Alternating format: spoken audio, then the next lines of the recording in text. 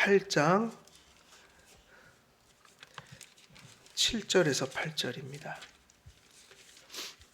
같이 읽도록 하겠습니다. 전도서 8장 7절에서 8절까지 말씀입니다. 함께 읽겠습니다. 시작.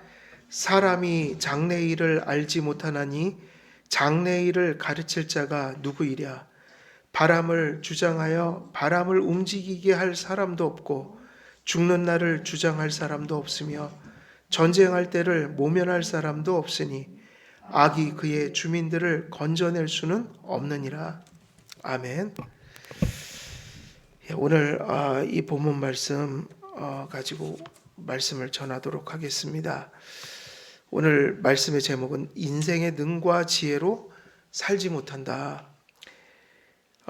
때와 판단을 분별하는 지혜가 인간에게 어느 정도 주어져 있지만 때와 판단을 분별하는 그 지혜가 인간에게 몹시도 부족하다.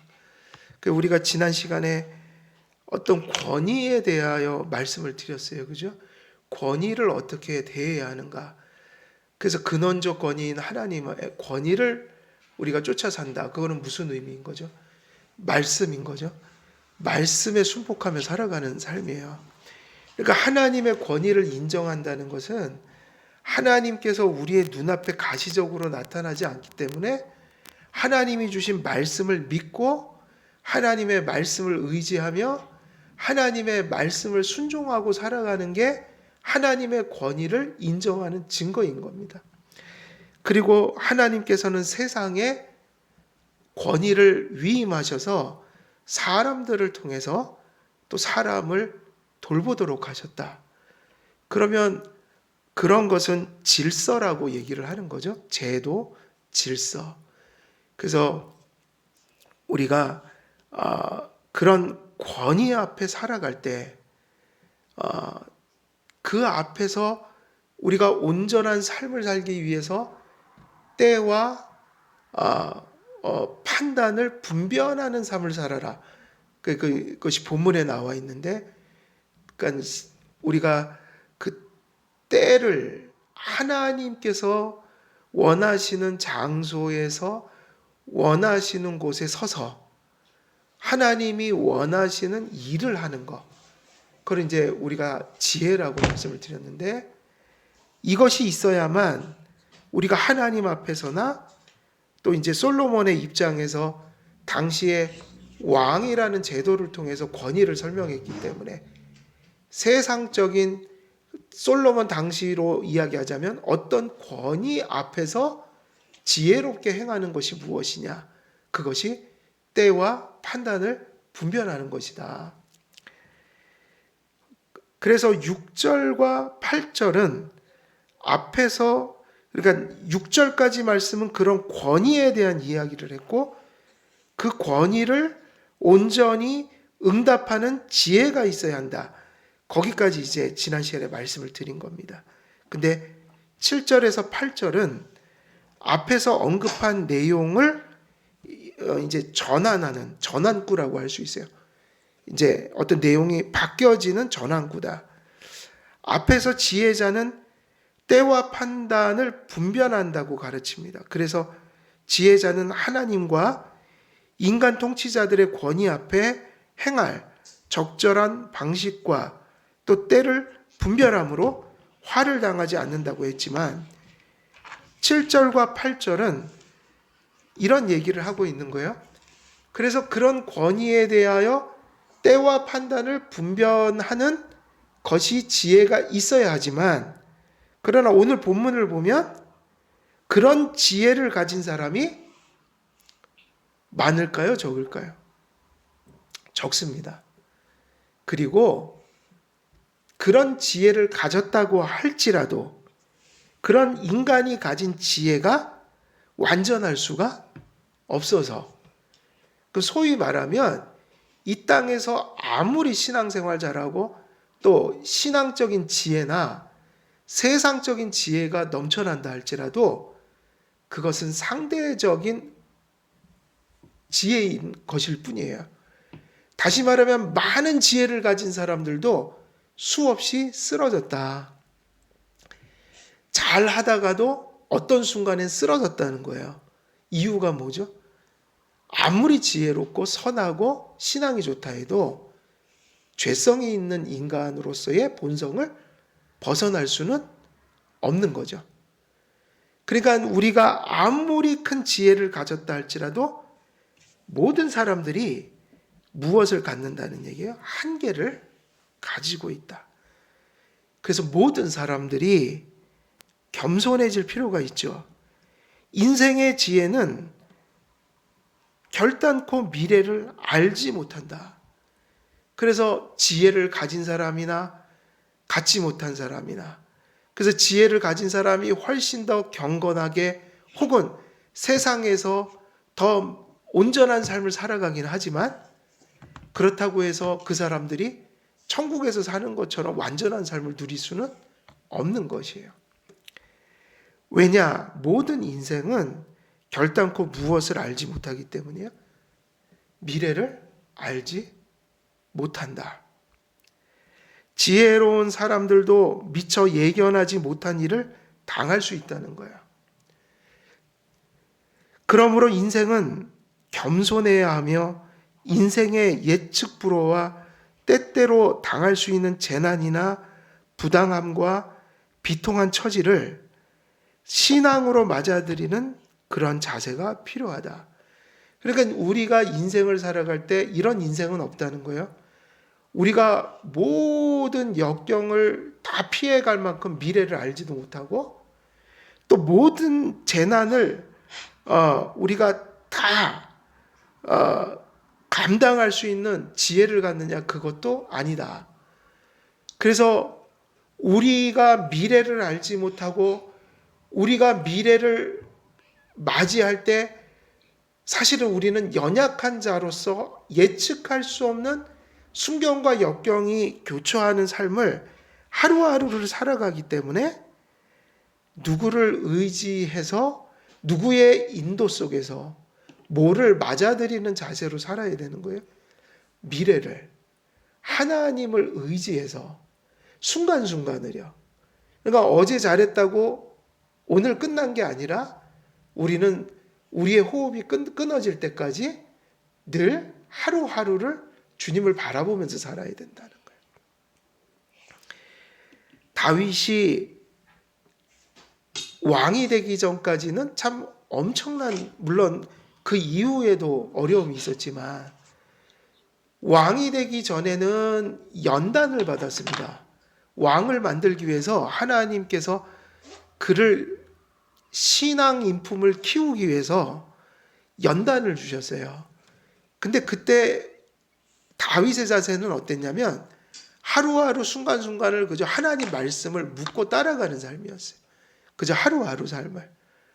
근데 다윗이 왕이 되고 나서는 어떤 역경을 당했냐면 하나님의 선하신 손길 속에서 신앙을 선하게 인도하는 하나님의 손길로 긍정적인 고난을 받은 게 아니라 왕이 되고 나서는 왜 고난을 받았죠?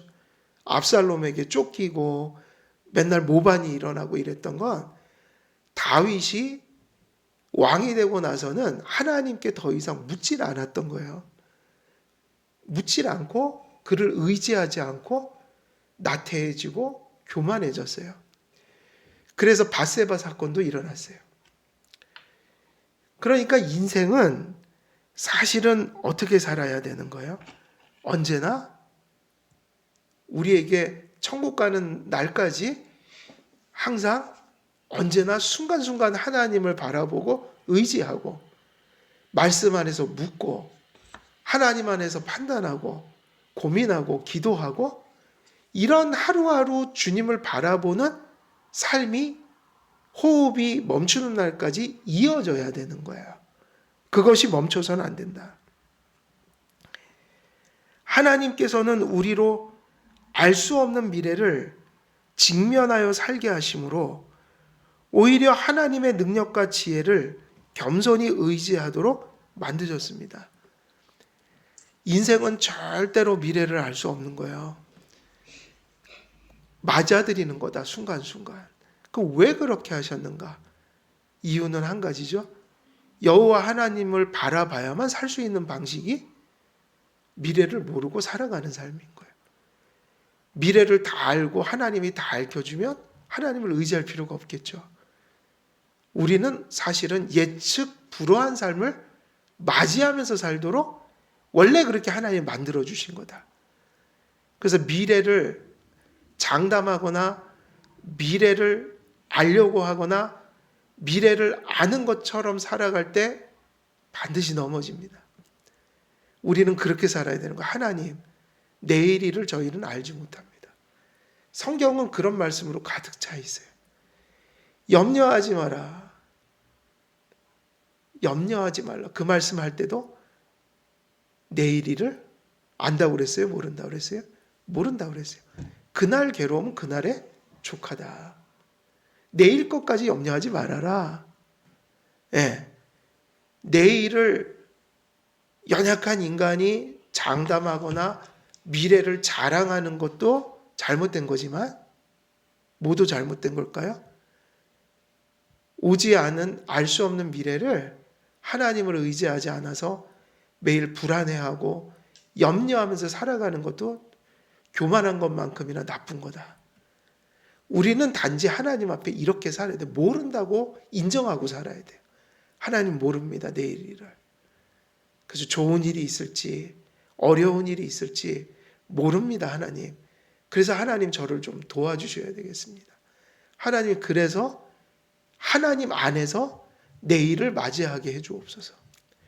좋은 일이 오면 감사하게 해주시고 어려운 일이 오면 제가 낙담하지 않고 하나님이 그 어려움 속에 함께 해주셔서 잘 믿음으로 인내하면서 극복하며 살게 해주옵소서.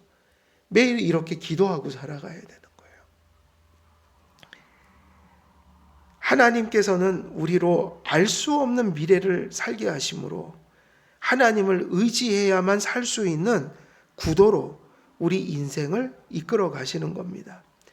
하나님께서는 인생의 무능을 우리로 경험하고 깨닫게 하심으로 우리를 다스리는 하나님의 권능을 인정하고 더욱 의지하도록 그렇게 만드시는 것이죠. 그러므로 인생은 그 능력과 지혜의 한계를 겸손히 인식하고 받아들이는 동시에 모든 인생사가 하나님의 지혜와 주권적 의지에 의해 결정되고 성취됨을 인정하고 하나님의 선하신 섭리를 의지하여 사는 법을 배워야 합니다. 하나님의 선하신 주권과 의지와 섭리를 의지해서 살아가는 법을 배워야 한다는 거예요. 이건 어디로 배워야 되는? 이 훈련은 어디서 일어나는 거죠?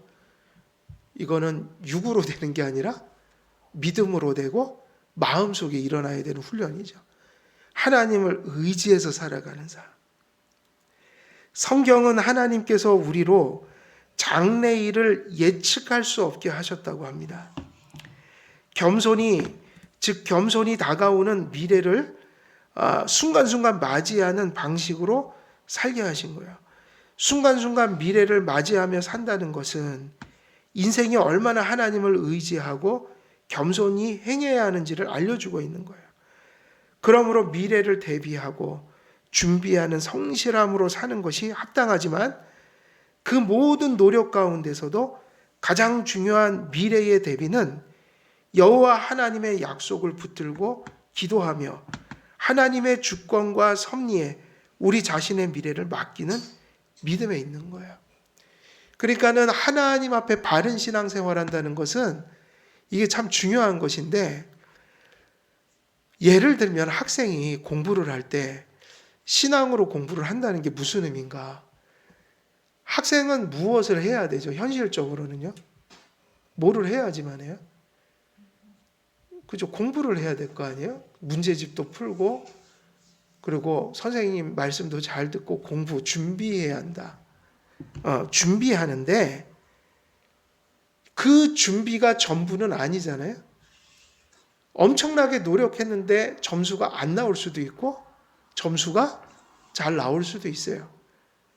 그리고 갑자기 시험 보려고 다 다 잘 준비했는데 그날따라 내가 아파서 시험을 못 볼 수도 있고.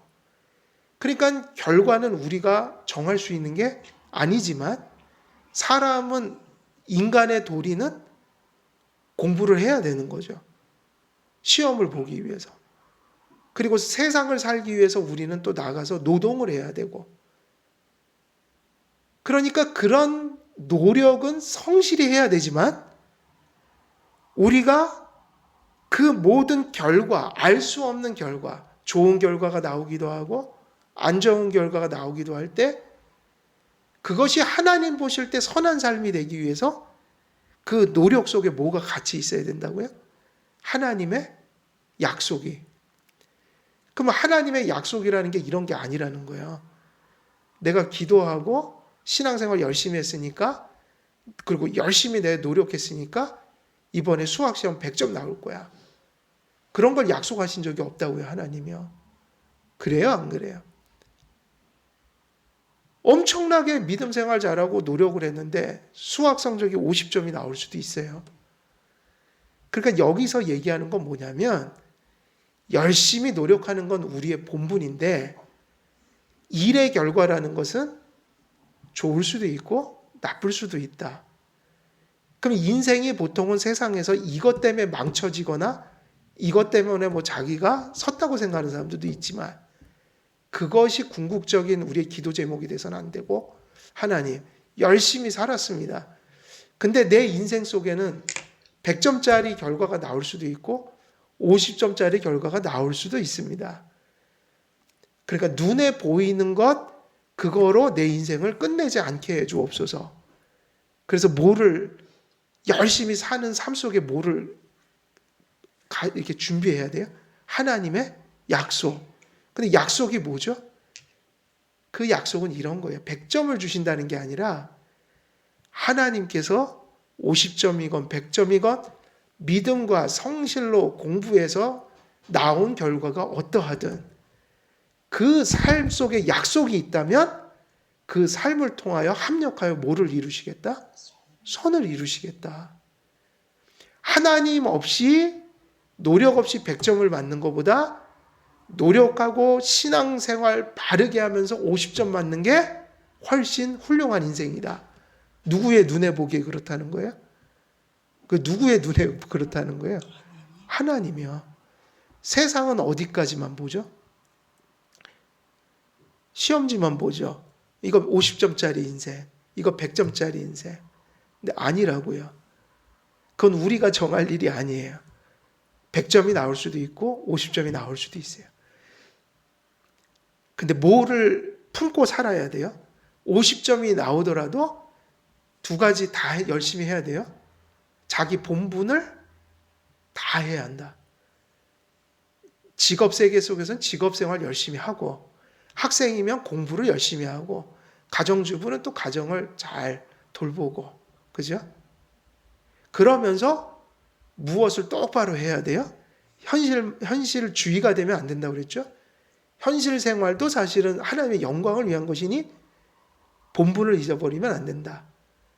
현실 생활을 성실히 하되 무슨 기초 위에서 해야 합니까?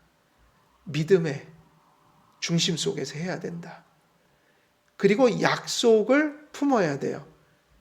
열심히 신앙으로 내가 할 일을 나는 다 하겠다. 그러나 50점이 나올 수도 있고 100점이 나올 수도 있는데 그 100점이 나오든 50점이 나오든 내가 열심히 신앙으로 노력해서 얻은 결과 속에 무엇을 품어야 된다고요? 하나님의 약속. 그 약속은 더 중요한 약속이에요. 몇 점을 주겠다는 약속이 아니라 합력하여 선을 이루어 주시겠다. 그러면 하나님께서 100점을 맞은 사람을 사용하는 게 아니에요. 몇 점 맞은 사람을 사용할까요? 50점 맞은 사람을 선한 도구로 사용하세요. 우리의 가치관은 그래야 된다고요. 그래서 미래의 대비는 현실적인 성실함 그리고 신앙적으로 하나님의 약속을 붙들고 기도하며 하나님의 주권과 섭리에 우리 자신의 미래를 맡기는 그런 믿음, 그것이 미래를 맞이하는 그릇이 되어야 합니다. 우리가 그런 마음 자세로 수없이 다가오는 미래들을 맞이하고 받아들이면서 살아야 되는 겁니다.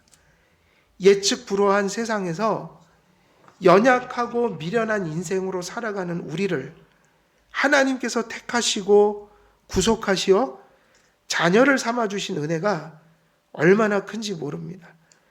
그리스도 안에 있다는 이유로 하나님께서는 우리의 미래를 모든 것이 합력하여 선을 이루게 하시는 큰 사랑의 섭리로 이끌어 주시겠다고 복음 안에 하나님이 약속해 주셨기 때문인 거죠. 이 약속을 받고 믿고 의지하여 사는 인생만이 미래를 복된 모습으로 맞이할 수 있습니다. 그러므로 인생의 가장 큰 비참과 불행은 우리의 지혜를 넘어선 하나님의 지혜와 우리의 능을 넘어선 하나님의 능을 바라보지 않는 불신과 교만에 있는 거죠. 그러니까 왜 우리 삶 속에서 우리의 지혜를 넘어선 하나님의 지혜를 바라보지 못하고 왜 우리의 능력을 넘어선 하나님의 능력을 바라보지 못하는 것인가? 그걸 바라보지 못하는 건 한 가지 이유밖에 없어요. 안 믿기 때문이죠. 하나님을 믿지 않기 때문에 보이지 않는 거예요. 그래서 세상에는 이런 두 부류의 그리스도인들이 있는 거예요.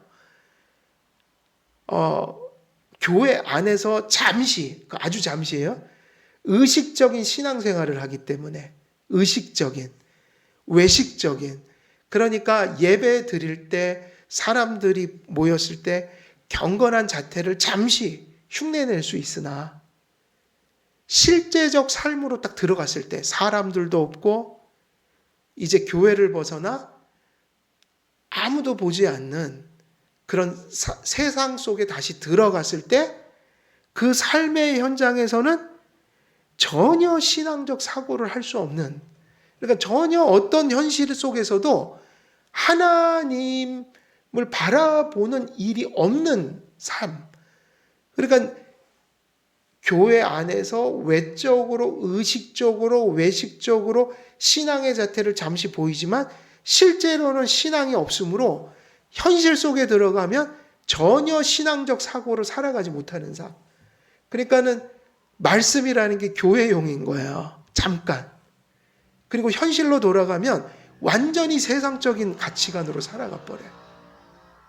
이런 삶이 존재한다고요. 근데 그러면 안 된다는 거예요. 왜 그런가? 그러면 묻는 거예요. 왜 그렇게 사는가? 왜 어떤 사람들은 교회에서 말씀 받은 것이 삶의 현장에서 붙들고 살아가야 하는 말씀으로 일관되게 살아가지만 왜 어떤 사람은 교회 밖을 나서면 말씀을 다 내던지냔 말이에요. 이유는 하나밖에 없죠. 불신이기 때문에. 불신아. 안 믿으니까 안 보이는 거예요. 하나님 앞에 신앙을 소유하고 겸손한 삶을 산다는 것이 얼마나 복된 일이고 큰 축복인지 몰라요. 이 얘기가 무슨 얘기예요? 교회를 벗어나 현실의 장에 들어갔을 때 하나님의 말씀이 계속 기억되고 생각되고 수많은 사건들 속에서 그 말씀이 내 가슴 속에서 그 현장 속에서 피어오를 때 그게 얼마나 큰 축복인지 모른다는 거예요. 내가 가정으로 돌아가서 직장으로 돌아가서 그리고 실제로 세상의 험한 삶 속에 부딪힐 때 비로소 말씀이 올라와서 그 말씀 때문에 내가 위로받고 그 말씀 때문에 유혹을 이기고 그 말씀 때문에 넘어질 건 넘어지지 않고 또 오늘을 인내하고 살아가는 삶, 그게 되는 거. 왜 되는가? 하나님 믿음을 주셨기 때문인 거죠. 얼마나 그게 큰 복인지 모르는 거예요. 하나님의 사랑을 받고 하나님께서 은혜로우신 얼굴빛의 비추임을 우리에게 비추어 주실 때 우리의 인생이 얼마나 행복한 인생인지요. 우리는 미래에 닥칠 재난이 어떤 것인지를 미리 알아 불행을 벗어날 수 있는 것이 아니라 신앙과 하나님의 사랑 안에서 미래의 순경과 역경을 맞이함으로 재난을 대처하고 극복할 수 있게 되는 거예요. 그러니까 하나님이 내 현실 삶 속에서 바라봐진다는 게 큰 축복인 것은, 하나님 없이 예측 불허한 삶을 산다는 것은 거의 고문에 가까운 거예요. 그 세상 사람들이 불쌍한 겁니다. 세상 사람들은 항상 이런 거예요. 그건 우리하고 똑같잖아요. 내일 무슨 일이 있을지 모르잖아요. 그런데 세상 사람들이 왜 불쌍하냐? 하나님을 안 믿어요.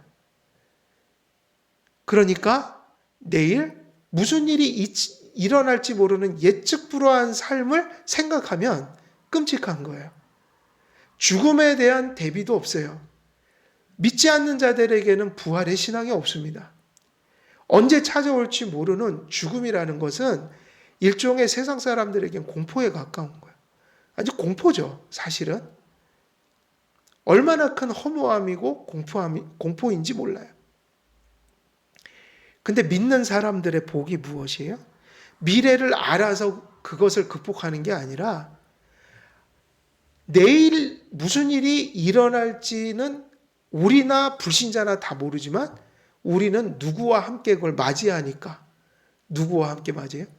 하나님과 함께 그걸 맞이한다. 하나님의 선하신 섭리 속에서 그걸 맞이한다. 그러니까 우리는 어떤 해결이 있고 답이 있는 거예요. 심지어는 그 역경조차도 합력하여 선을 이룬다면 그것까지도 하나님은 우리에게 유익한 것이 되도록 만드신다. 이것 때문에 성도가 미래를 두려워하지 않는 거예요. 우리에게도 어느 정도 미래의 염려는 있을 수 있으나 우리는 미래에 대한 불안이나 염려증에 빠질 만큼 그래서는 안 돼요. 그건 신앙이 아닌 거예요. 신앙으로 예측할 수 없는 것을 맞이할 수 있어야 돼요. 이유가 뭐냐? 믿기 때문이죠. 하나님이 우리 안에서 하나님이 빠져버린다면 사실 우리도 똑같죠. 우리가 무슨 수로 내일을 담대하게 맞이하겠어요? 어려운 일이 올지도 모르는데 그걸 혼자 다 감당해야 하는데 있을 수가 없는 일이죠. 그래서 믿는 사람들은 미래에 대한 극복이 있어요. 미래에 대한 불안에 대한 극복이 있어야 되고 더 궁극적으로 가면 심지어는 그 미래의 수만 가지 염려 중에 궁극적인 그 미래의 어떤 그 퀘스천, 죽음, 이것을 이미 부활의 신앙으로 극복한 사람들이기 때문에 염려가 없을 수는 없지만 염려를 극복하는 게 신앙인 거죠.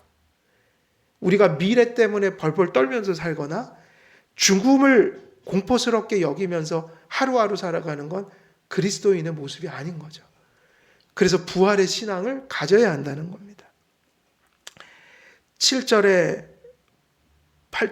8절을 보면 사람이 장래일을 알지 못하나니 장래일을 가르칠 자가 누구이랴?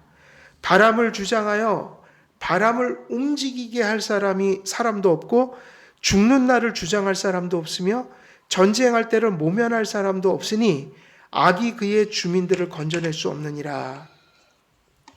7절 8절을 좀 보면 솔로몬은 사람이 인생의 한계를 분명히 인식하고 대처해야 한다고 가르칩니다. 사람은 장래일을 알지 못할 뿐 아니라 바람을 주장하여 바람을 움직이게 할 수도 없습니다. 바람은 하나님의 능력과 섭리로 하나님께서 원하시는 대로 생성되어 불고 사라집니다. 그러니까 이게 다 어떤 우리 인생을 상징한 것들이죠. 어떤 이들은 이 바람을 영원으로 번역하기도 해요. 그래서 다른 번역본을 보면 이걸 영원으로 해석을 했어요. 그러니까 어떤 성경은 바람으로 나와 있고 어떤 성경은 영원으로 번역이 됩니다. 바람에 해당하는 히브리어가 루아흐, 이 히브리어가 영원의 뜻도 가지고 있기 때문이죠. 이렇게 번역하면 사람이 영혼을 지배하여 머물게 할 수 없다는 의미가 됩니다. 즉 하나님께서 영혼을 주관하시어 한 사람의 영혼을 주신 분께서 그것을 다시 거두어 가실 때 인생이 죽음을 피할 수 없게 된다는 의미예요. 그래서 우리가 인간이 할 수 없는 게 무엇인가, 이런 것을 통해서 인간의 무능을 가르쳐주고 있죠. 바람이 자연적인 바람이라면 그것도 인생의 무능함을 가르치는 거예요. 바람을 인간이 제어할 수가 없다. 또 이것을 영원으로 해석한다면 영원을 주시기도 하고 거두시기도 하는 분이 하나님이신데 그 인생이 나고 끝남을 인생 자체가 그것을 어떻게 할 수가 없다. 하나님께서는 인생에게 생명을 주시기도 하고 다시 거두어 가시는 권세도 가지고 있지만 인생은 태어나고 살고 죽는 것 자체가 자신에게 속한 일이 아닌 것이죠. 그러므로 인생은 호흡하는 순간마다 호흡을 주시고 연장시키시는 하나님께 감사하며 찬송을 드려야 합니다. 자, 이래서 우리가 호흡이 있는 자마다 여호와를 어떻게 하라고 그랬어요? 호흡이 있는 자마다 여호와를 찬송하라고 그랬죠? 이 삶의 자세가 얼마나 필요한지 몰라요. 우리는 하루하루 호흡을 하면서 호흡하는 것을 감사하면서 하십니까? 감사하지 않고 살아가십니까? 오늘 어떠세요? 오늘 하루도 숨 많이 쉬셨잖아요? 감사하셨어요? 안 하셨어요? 감사 안 하잖아요, 보통? 근데 감사할 일이라는 거예요. 왜냐하면 영혼을 주시기도 하고 걷어가시는 분이 하나님인데 오늘도 내게 이 호흡이 되는 것은 누가 지금 내 생명을 붙들고 계시다는 증거예요? 하나님이에요. 이게 얼마나 큰 은혜인가. 오늘도 잠자고 일어나 내 호흡이 멈추지 않은 거, 이게 엄청난 하나님의 사랑이 내게 지금 역사하고 있는 것이다. 죽음을 벗어날 수 있는 인생은 없기에 죽음은 가장 성실히 준비해야 한 대상이기도 합니다. 그래서 이 말씀을 들으면 우리는 이런 생각을 해야겠죠. 하나님이 영혼을 주시고 영혼을 거두어 가신다. 오늘 내가 너의 영혼을 다시 거두리라. 그러면 자다가도 우리가 죽는 거예요. 그죠? 이 죽음을 벗어날 수 없는 것이 인생이기 때문에 죽음은 인간이 가장 성실히 준비해야 되는 대상인 거예요. 우리는 열심히 살기 위해서도 일하지만 또 뒤집어 얘기하면 왜 열심히 삽니까? 라고 물으면 왜 열심히 사는 거예요? 우리가 똑바로 죽기 위해서 오늘도 열심히 살고 있는 거예요. 사실 인생은 반드시 죽기 때문에 인생의 그 고린 지점은 죽음이에요. 우리가 태어나서 막 열심히 일하고 인생을 뭐 즐기고 어려움도 당하고 살아가지만 결국 종착역이 뭐예요? 죽음인데 그걸 아무도 피할 수가 없다는 거예요. 우리 모두에게 찾아온다는 거예요. 여기 계신 모든 분들이 죽음을 경험하게 된다는 거예요. 세상의 수많은 것들을 우리가 극복하고 살려고 노력하지만 이것이 어렵고 저것이 어렵다고 하지만 죽음보다 더 큰 재난도 없는 거예요. 그러니 우리는 죽음을 어떻게 해야 되는 거예요? 준비하면서 살아야 된다고요. 준비해야 한다. 하나님께서 죽음으로 인생을 소환할 때 죽음의 소환을 피하여 숨을 수 있는 인생이 없어요. 어느 날 우리가 그 마치 텔레비에서 보면 구속영장을 받으면 구속영장 가지고 딱 어느 집 앞에 가서 뭐 압수수색도 하고 구속도 해가고 그러잖아요. 잡아가잖아요. 그것처럼 언젠가 우리도 하나님께서 우리를 소환하실 때가 있다고요. 그거를 피할 수 있어요? 없어요? 없단 말이에요. 죽음은 정확히 하나님께서 정하신 때에 우리에게 찾아와요. 우리는 몰라요. 근데 정하신 때가 있어요? 없어요? 우리에게도 있을까요? 없을까요? 우리가 태어날 때를 정하셨잖아요. 기가 막혀요. 그러니까 여러분들이 그 난, 시와 일과 생이 있잖아요. 세상은 그걸 사주팔자로 풀어요. 그죠? 사주가 그거잖아요. 난, 연, 생, 월일, 뭐 시까지 해갖고. 그 하나님을 모르니까 그런데 우리는 이런 생각은 하고 살아가야 돼. 내가 왜 그때 태어났을까? 하나님께서 정하셨기 때문에 그때 태어난 거란 말이에요. 근데 우리는 미래라서 모르지만 사실은 태어나는 게 정해져서 태어나는 것처럼 죽는 것도 어때요? 정해져 있다고요.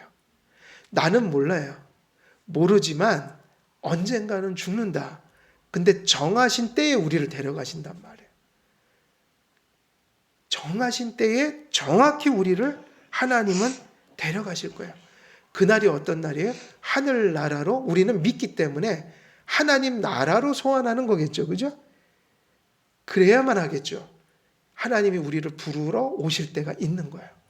그래서 우리가 죽음을 준비해야 한다는 거예요. 죽음은 언제 올지 모르기 때문인 거예요.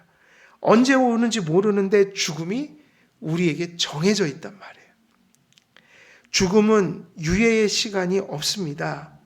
세상 가장 깊은 곳에 숨어 있을지라도 죽음은 정확히 그를 찾아 소환해요. 참 그것도 신기하죠. 이 세상에 죽음을 잠시 10분이라도 피할 수 있는 곳이 있다면 피할 텐데 죽음을 피할 수 있는 곳이 있어요, 없어요?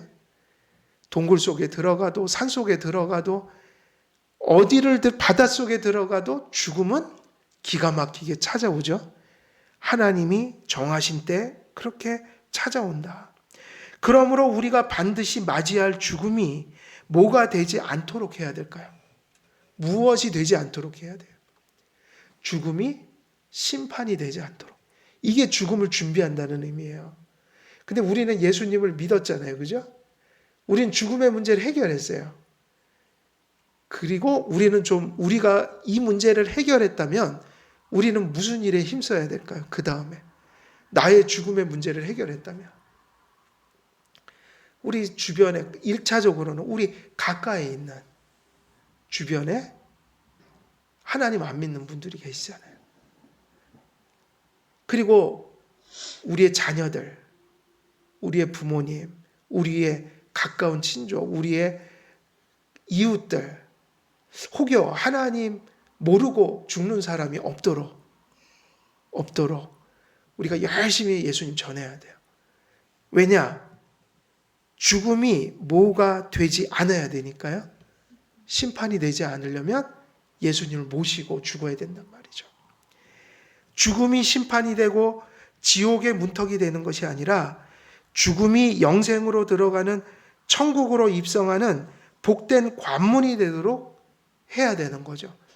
먼저는 나를 준비해야 되고 혹여 내 주변에 하나님 똑바로 안 믿는 것 같으면 그 사람들 똑바로 믿도록 애써야 돼요.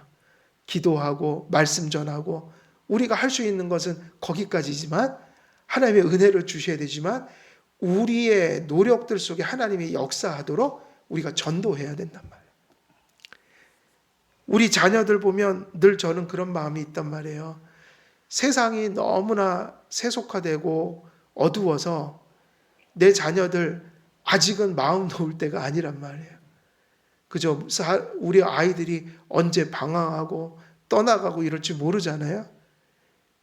그래서 우리가 할 수 있는 한 최선을 다해서 아이들이 방황하지 않도록 가정에서 말씀의 본을 보이고 아이들에게 말씀의 가치가 가장 중요하다고 가르치고 이런 것을 또 부모에게 배우게 하고 그리고 방황하더라도 그 자녀들 끝까지 포기하지 않고 기도하면서 그 아이들 신앙 속에서 하나님 맞이하도록 이거를 우리가 해야 된다고요. 어거스틴의 어머니가 어거스틴이 방황할 때 그 일을 끝까지 했잖아요. 결국은 어거스틴이 돌아왔잖아요. 그것이 되고 조금 멀리 있는 분들도 얼마나 불쌍합니까? 죽음이 심판이 되면 안 되잖아요. 할 수만 있으면 그들에게 복음을 전해야 한다. 그리스도만이 왜? 그리스도만이 죽음을 뭐 할 수 있기 때문이에요? 성화시킬 수 있다는 거예요.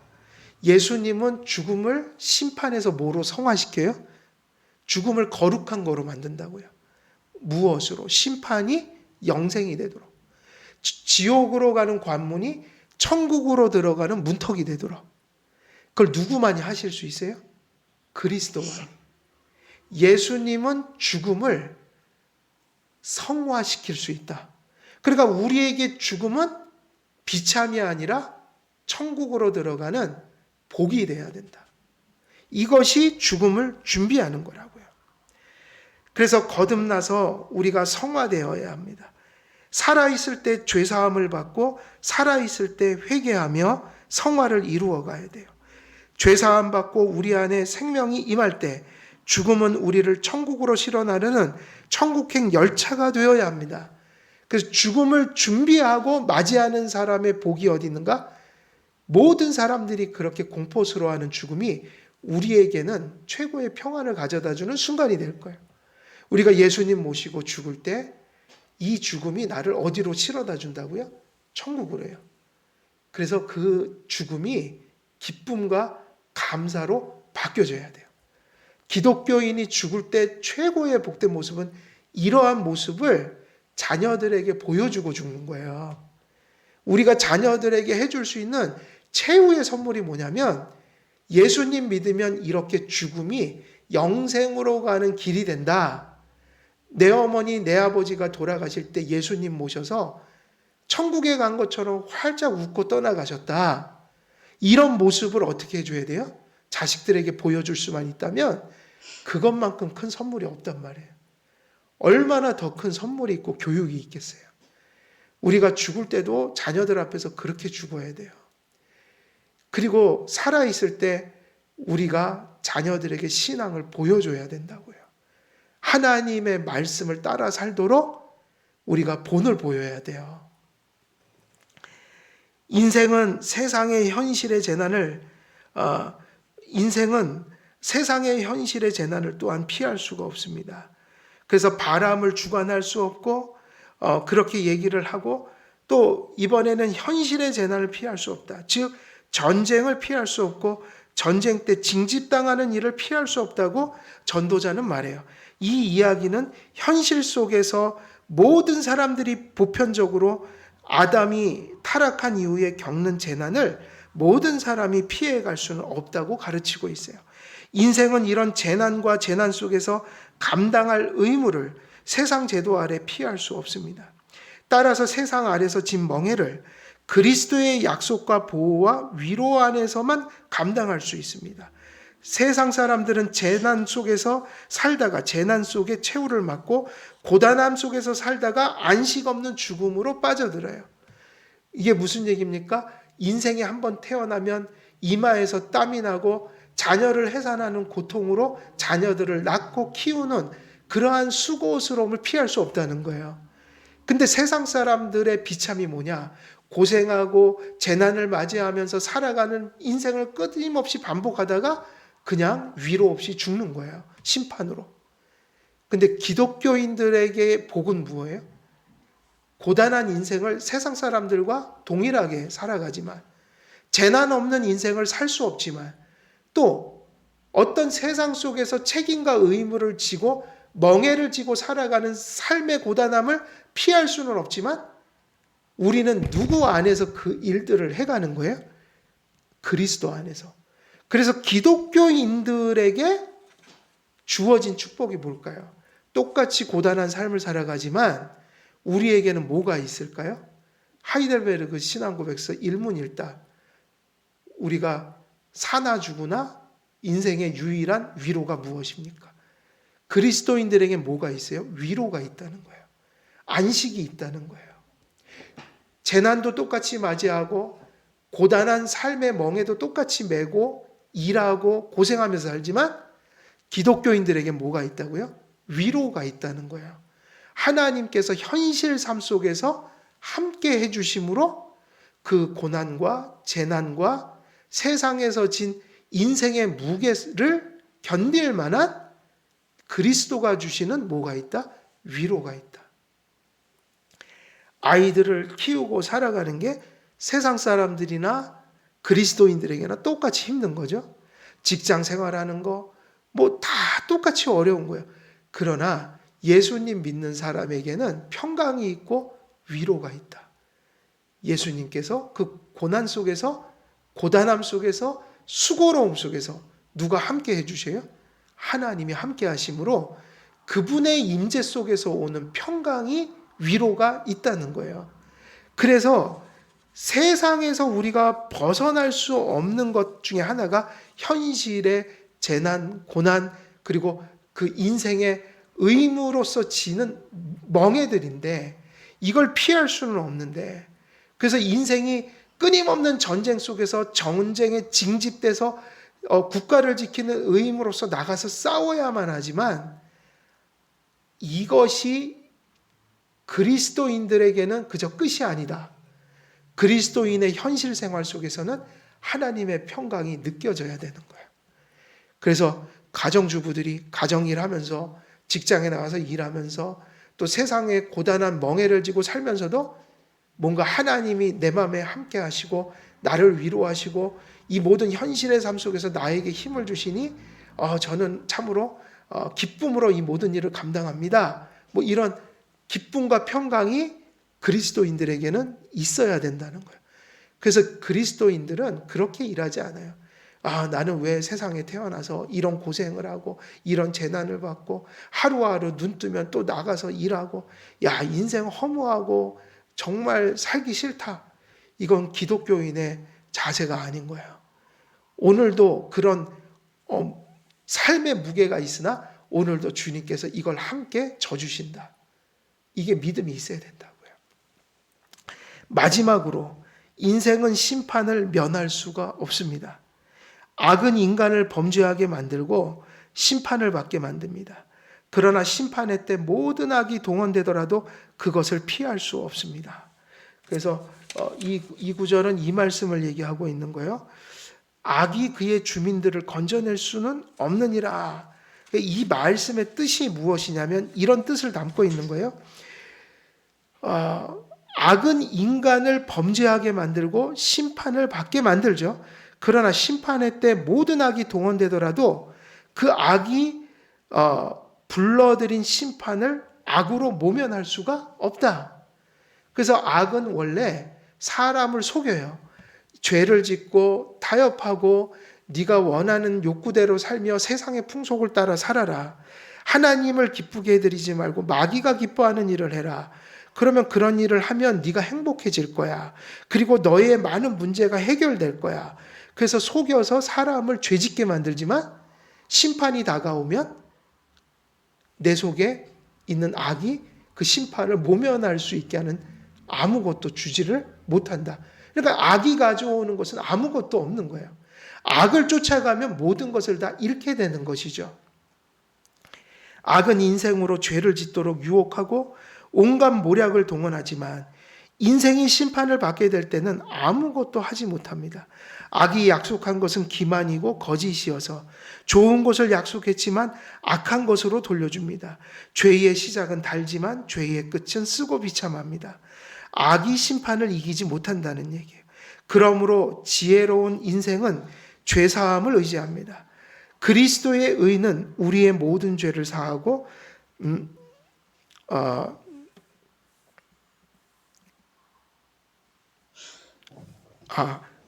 그리스도의 의는 우리의 모든 죄를 사하고도 남을 크고 완전한 의를 제공합니다. 그리스도 안에는 죄사함이 있고 그리스도 안에는 거룩한 생명과 삶의 능력이 있습니다. 지혜로운 사람은 심판의 권능과 때를 알아 하나님을 믿고 의지하며 지은 죄를 회개하는 마음이 존재합니다. 그래서 죄를 지은 그러니까 인생이 피할 수 없는 것 중에 하나가 무엇이냐? 아담 안에서 원죄를 가지고 자범죄를 지으며 아담 안에서 죄인이 된 인간이 그 악이 불러들인 심판을 피하게 할 수가 없다. 이것이 인생에 할 수 없는 일 중에 하나인 거예요. 그러면 그리스도인이 받은 복은 어떤 거예요? 예수 그리스도를 믿음으로 죄사함을 받는 거, 죄 용서를 받는 거, 그리고 그 부패한 본성을 거듭남과 성화로 매일매일 씻어가는 거룩함에 참여하는 삶을 살도록 부름을 받은 것. 이것이 인생이 극복할 수 없는 정말 어려운 일들을 하나님의 은혜로 그리스도인들이 극복하게 하신 복들 중에 하나라는 거예요. 그래서 지혜로운 자들은 죄인의 살 길이 오직 그리스도 안에만 있다는 사실을 알기 때문에 그들은 믿음과 회개 안에서 그리스도의 은혜와 용서를 의지하면서 삽니다. 그래서 오늘 말씀 정리하면 오늘 본문에서 주로 얘기했던 게 무엇이에요? 우리가 지난 시간에 사람이 때와 판단을 분별하는 지혜가 있어야 한다.